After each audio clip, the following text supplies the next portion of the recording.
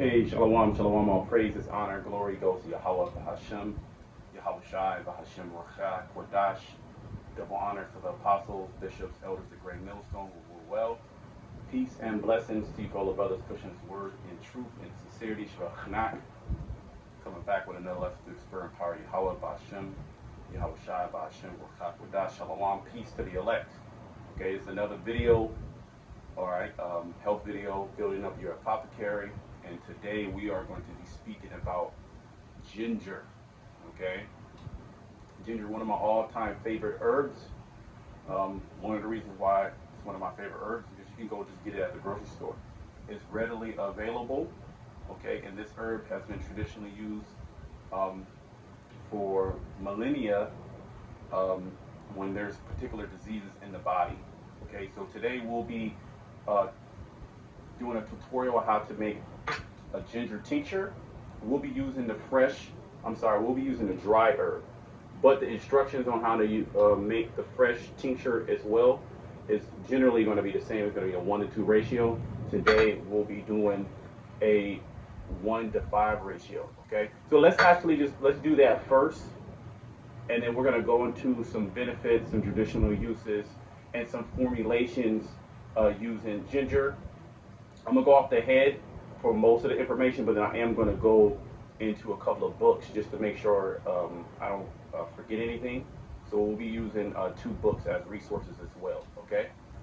What I already labeled it. This is a 1-to-5 ratio, okay? And we're gonna be using 50% alcohol, okay? Dry ginger, okay, is gonna be a little bit more pungent, a little bit more stronger than fresh ginger, but they can be used interchangeably, okay? When you tincture dry ginger, since there's no water, you don't have to use a high alcohol percentage. But since there's so much essential oils that make ginger, a superstar, you have to tincture at a little higher percentage. So you can range from the perfect percentage is going to be around 60%. Okay, you don't need to really go any higher. In dry ginger, 60%, but you can get away with 40 to 60%. Okay, 40 to 50%, 60%. Today we'll be using 50%, so right there in the middle. So if you make dry ginger tincture, which you should have this, okay, on deck. Tincture at least 40%. The best percent will be 60%. Okay, but today I'm tincturing at 50%, and that works, okay? So I have 5 ounces of dry ginger. Let me take a look at that. 5 ounces of dry ginger, okay? And since we're gonna do a 1-to-5 ratio, you take that 5 and you times it by 5, okay? And what do you have? You have 25 fluid ounces. So let's measure out 25 fluid ounces.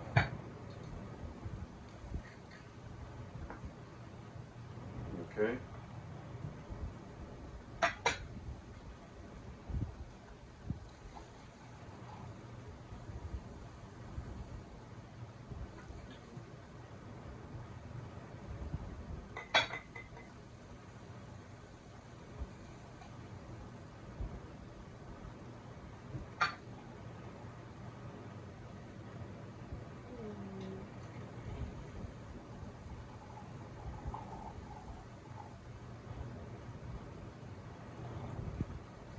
Okay, 25 fluid ounces. Okay, let's put a top on that.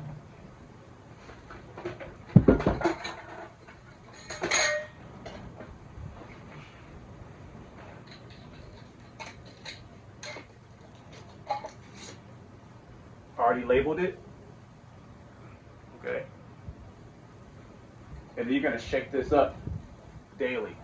Okay, that's a 1-to-5 ratio. Now, with dry ginger, since it's so small and dense, you could make a 1-to-4. You could make a 1-to-4 ratio. Okay. I like to make 1-to-4s. You can do that with ginger. So you'll use less alcohol. So you'll use 20 ounces of alcohol. Okay. You can also get away with a 1-to-3 ratio. Okay. 1 to 3, 3.5 ratio. So it's the same thing. You times the first number by whatever ratio. Okay, so if it's a 1 to 4, you're going to use 20 ounces.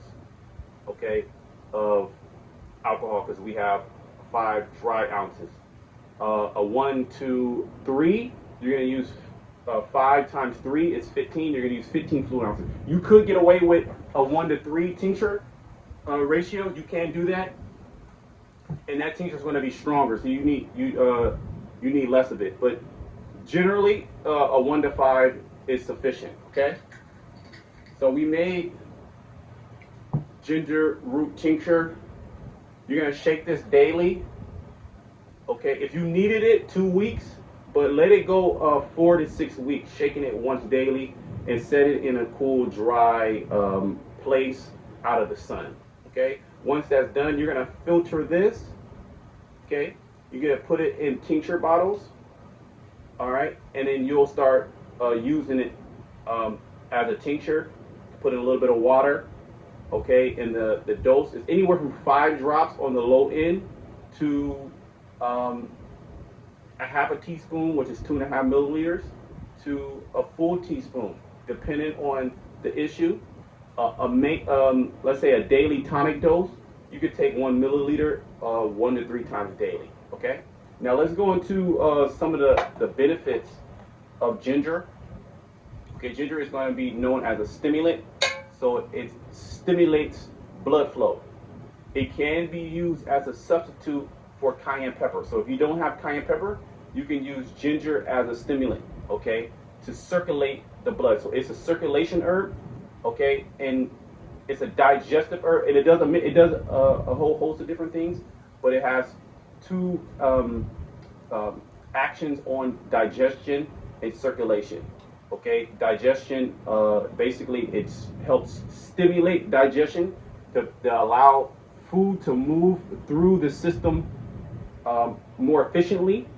Okay, when digestion is sluggish, food sits in the body, it creates gases. Those gases create pressure and pain, and it irritates the nerves.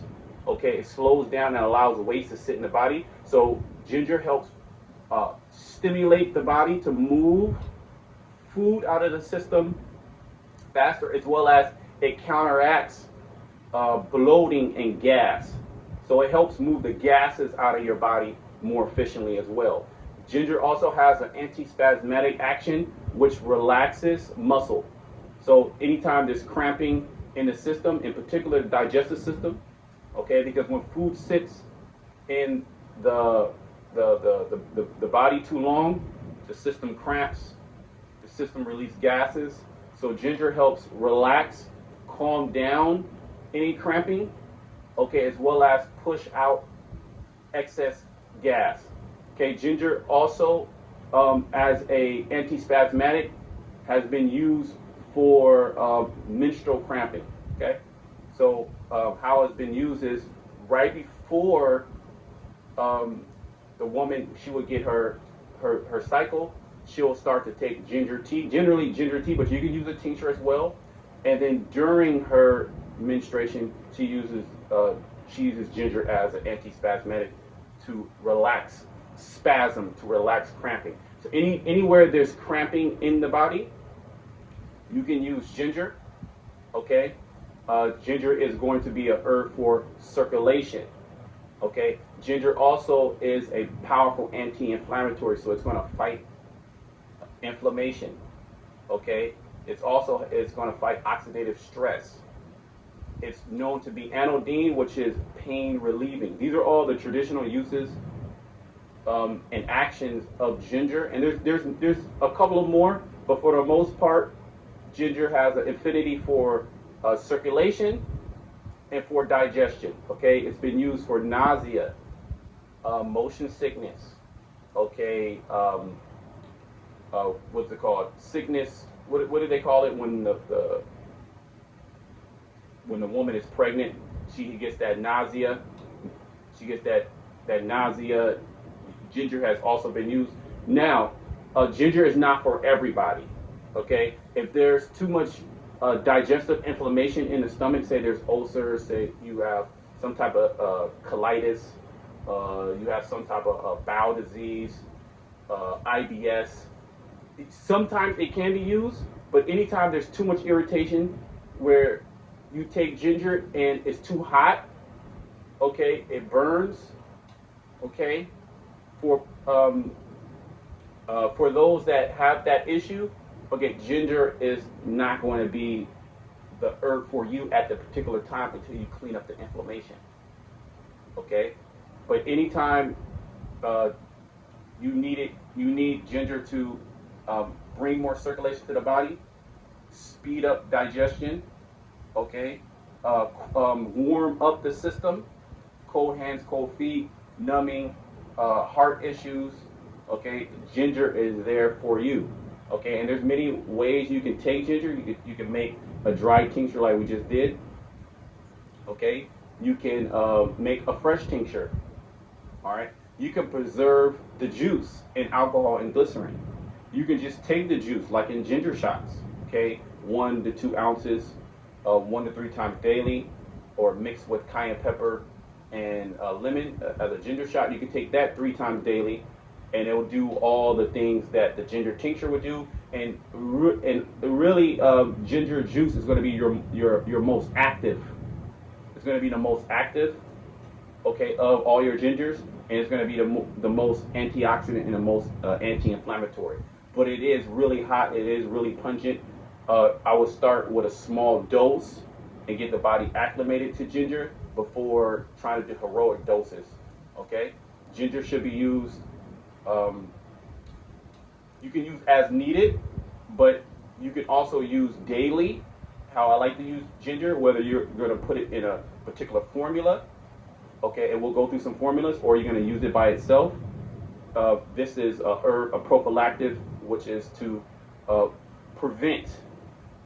Okay, so you don't take it when you're sick. Not you do that as well, but you also take it to make sure you don't get sick as best as possible. It's used for cold as well, colds and flu.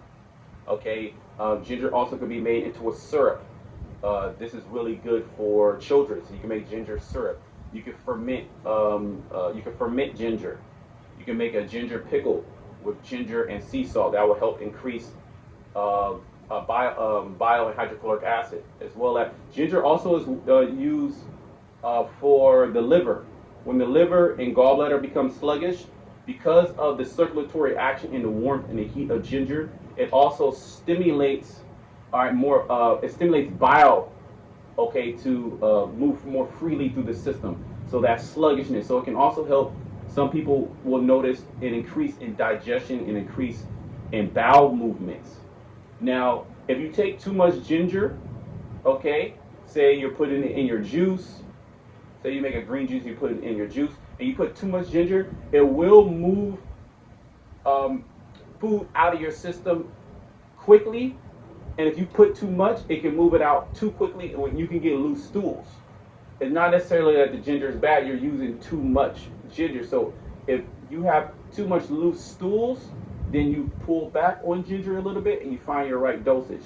If you're taking ginger and you're getting indigestion, you're feeling burning, and it's something that's not tolerable, then you don't want to take ginger, or you want to put it in a formula to buffer that stimulating effect of ginger. Okay, you can also use ginger as a powder. Okay, whether you're going to put it in capsules or whether you're going to make a ginger powder tea, whether an infusion or decoction. You can make an infusion. You can make a decoction. Okay, you can make a glycerin out of ginger. So there's many ways that you can consume ginger. You can also just chew on ginger, and that's going to help. Okay, let's go into just 2 books on information on ginger. We'll go through a couple of formulas, how to formulate with ginger, and then we'll close the video there, and I'll provide all the worksheets either within the video or at the end of the video. You can pause it and you can snapshot it. Okay, the traditional uses of ginger, as well as, remember, this is not medical advice. This is herbal education. Okay, so what I have here, this book here, one of my favorite books. You probably can't see the title, but I'll give it to you. Modern Herbal Dispensatory. a medicine making guide. I have this book for maybe I don't know 5-6 years. Okay, it's a really good beginner's book on how to make herbal medicine. I use this as a guide a lot of the times, finding out how to do it ultimately, right? Okay, so let's go to ginger. Lost my place, bear with me.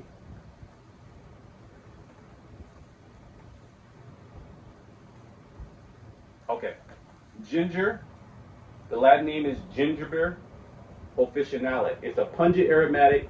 Ginger is used to relieve nausea, vomiting, and motion sickness. Take capsules or extract before traveling to prevent motion sickness. It stimulates digestive secretions when taken with or after meals. Research indicates that ginger root enhances immune function. Okay, so in any immune formulas, okay, individuals that get sick a lot, ginger is there for you. Promote the secretion of bile and gastric fluids, and increase blood circulation by inhibiting palate aggregation. It is a potent anti-inflammatory, and studies show its effectiveness as ibuprofen. It is as effective as ibuprofen for reducing the pain and inflammation associated with arthritis. This is what the book is saying. Fresh ginger is a potent antiviral and antibacterial,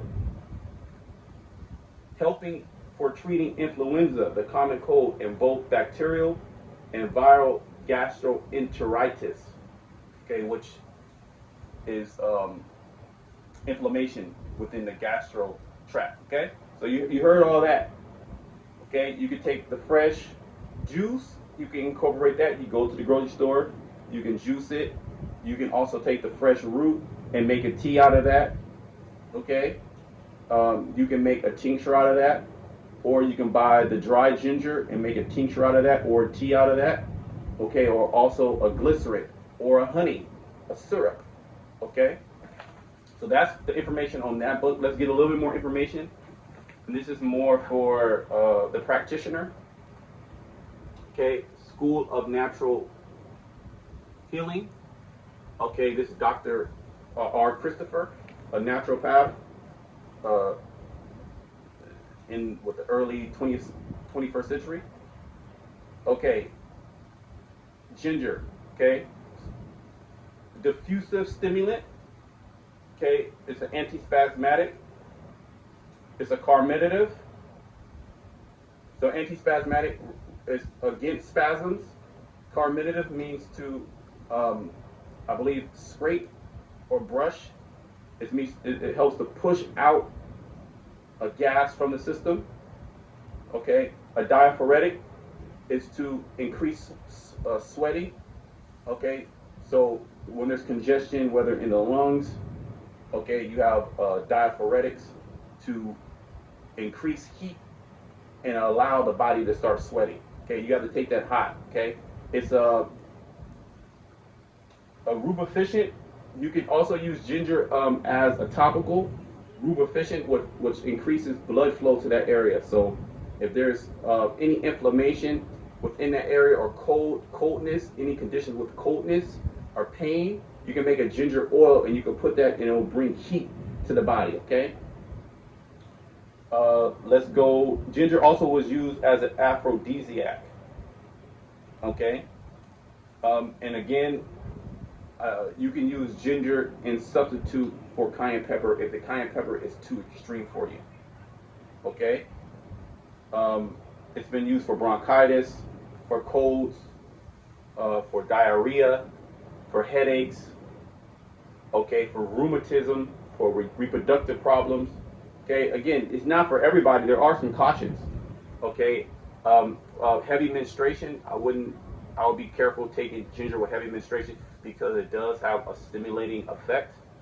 Okay, I would be cautious taking ginger when there's any inflammatory issue, open wounds in the body like ulcers, boils, stuff like that. Anytime And how do you find this out? Well, you take a little bit of it and it starts to aggravate you, then you understand that you have to go to a different herb.